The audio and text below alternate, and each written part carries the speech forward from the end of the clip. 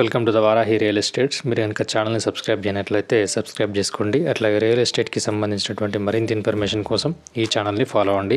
ఇప్పుడు మనం చూస్తున్నటువంటి ల్యాండ్ అనేది మర్కుక్ మండల కేంద్రానికి దగ్గరలో ఉన్నటువంటి ల్యాండ్. ఇది టోటల్ ల్యాండ్ వచ్చేసి 12 గుంటాస్ వరకు మనకు సేలింగ్కి అయితే రావడం జరిగింది. ఈ ల్యాండ్ ఉన్నటువంటి లొకేషన్ నుండి గౌరారం రాజీవ్ రహదారి అనేది 7 కిలోమీటర్ డిస్టెన్స్లో ఉంటుంది. అట్లాగే కావేరీ యూనివర్సిటీ అనేది 5 కిలోమీటర్ డిస్టెన్స్లో ఉంటుంది. రాబోతున్నటువంటి త్రిబుల్ అనేది 5 కిలోమీటర్ డిస్టెన్స్లో ఉంటుంది. ఇదే మనకు సేలింగ్ ఉన్నటువంటి ల్యాండ్. ఇది చుట్టూ కూడా మనకు ప్రీకాస్ట్ వాల్ అయితే ఏర్పాటు చేయడం జరిగింది.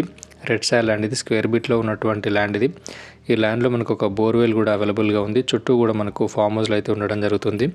ఫుల్ వాటర్ సోర్స్ ఉన్నటువంటి ఏరియా ఇది. అట్లాగే ఈ ల్యాండ్లో మనకు సపరేట్ ట్రాన్స్ఫార్మర్ కూడా మనకు అవైలబుల్గా ఉంది.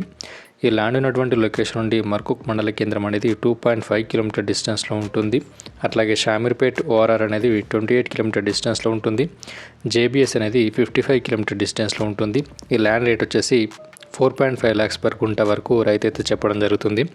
మీకు కనుక ఈ ల్యాండ్ ఇంట్రెస్ట్ ఉన్నట్లయితే డిస్క్రిప్షన్లో ఇచ్చినటువంటి నెంబర్ని కాంటాక్ట్ అవ్వండి.